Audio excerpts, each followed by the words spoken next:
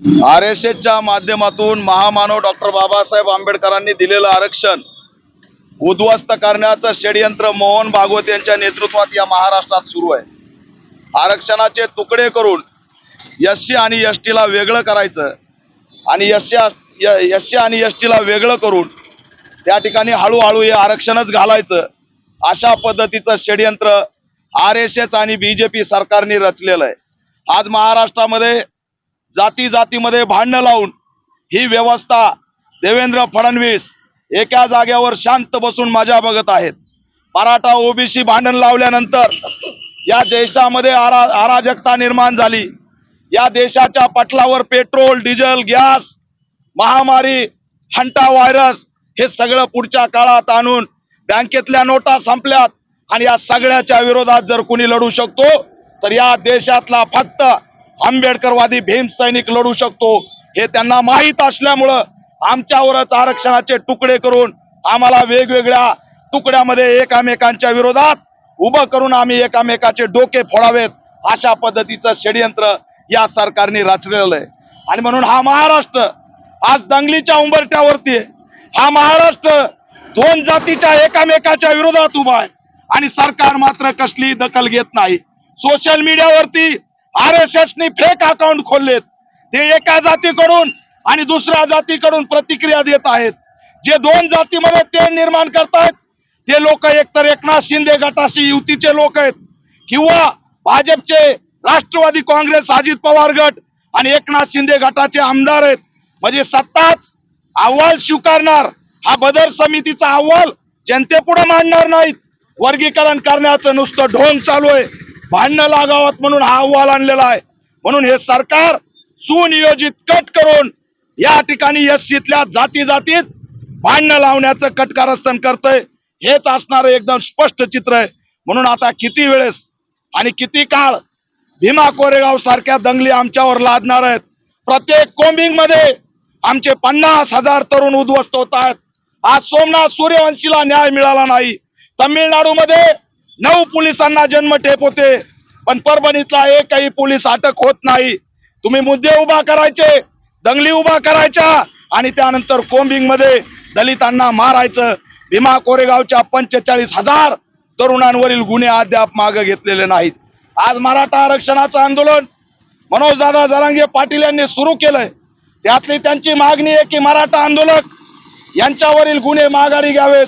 मी या माध्यमातून सरकारला आवाहन करतोय की त्याच GR सोबत भीमा कोरेगाव दंगलीत सुद्धा 50,000 तरुणांवरती गुन्हे दाखल झालेत। मराठा आंदोलक असतील किंवा दलित आंदोलक असतील, या सगळ्यांवरील गुन्हे इमिडिएट रद्द झाले पाहिजेत, ही आमची मागणी आहे। पेट्रोल, डिझेल, गॅस, अन्य अत्याचार, बीडमध्ये एक तरुण मारला, त्या ठिकाणी माष्टी गावामध्ये जयंती कर्म केली म्हणून समाजावर अन्याय झाला। मी काल बिदरच्या बॉर्डरवर जाऊन आलोय।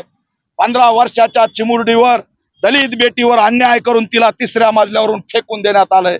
हे आमचे प्रश्न आहेत आणि याचा आवाज दाबण्यासाठी आमच्यावर हे आरक्षणाच्या वेगवेगळ्या मुद्द्याचं भावनिक भांडण लावलं जातंय आणि काही लोकांना सुपारी देऊन दंगल केली जाते।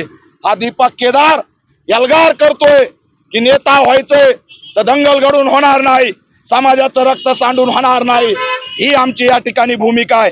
आणि म्हणून ही दंगल वाचावी, RSSने केलेला, मोहन भागवतने केलेला हा उद्योग समाजापुढे आला पाहिजे, यासाठी मी राज्यव्यापी आरक्षण बचाव यात्रा काढलेली आहे। संविधान वाचलं पाहिजे, EVM हटलं पाहिजे, पेपर फुटी, नेट पेपर फुटीचा ह्याच्यामध्ये धर्मेंद्र प्रधाननी राजीनामा दिला पाहिजे, पण याच्यावर कुणी बोलत नाही। 17 विद्यार्थी धर्मेंद्र प्रधानच्या नेट पेपर फुटीमुळे आत्महत्या केल्या आणि काल पुण्यामध्ये 17 लोक विषारी दारू पुढे जे मेलेत ते दलित आहेत।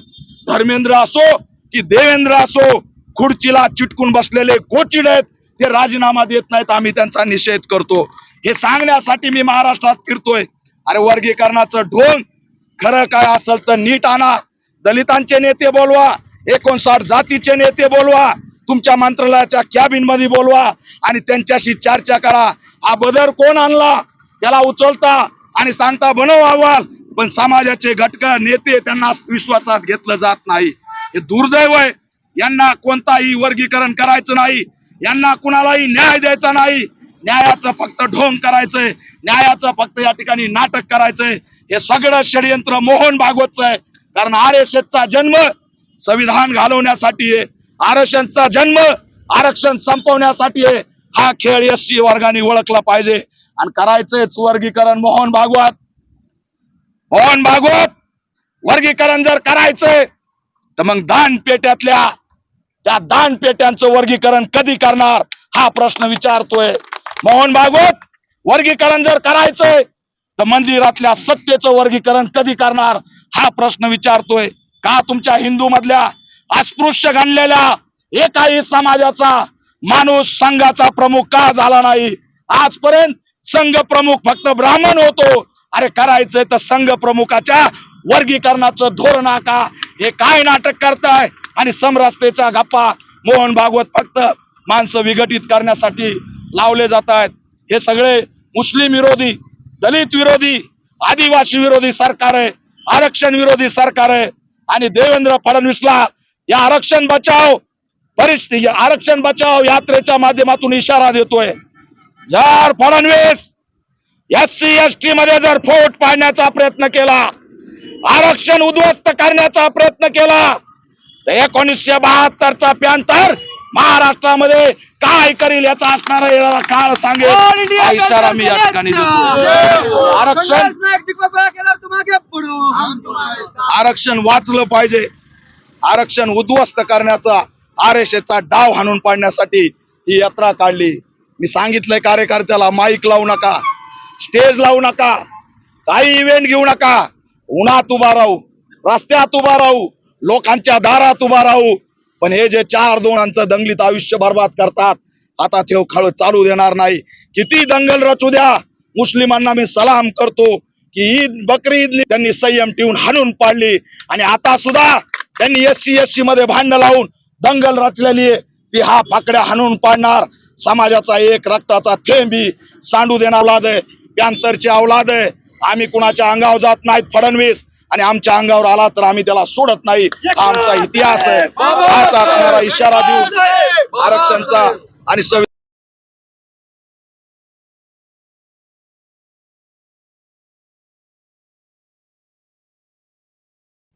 डॉक्टर बाबासाहेब आंबेडकरांचा डॉक्टर बाबासाहेब आंबेडकरांचा भारतीय संविधानाचा भारतीय संविधानाचा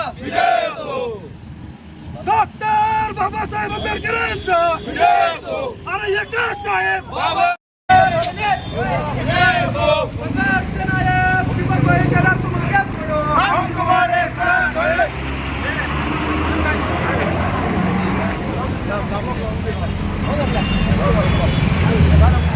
अरे या हरामखोर नरेंद्र मोदीचा करायचं काय?